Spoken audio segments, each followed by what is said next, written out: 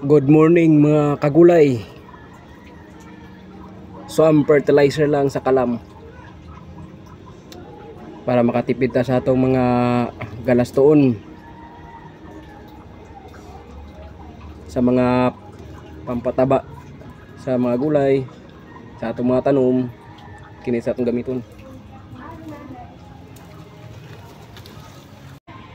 Dinin ako ginabubo ako mga swamp fertilizer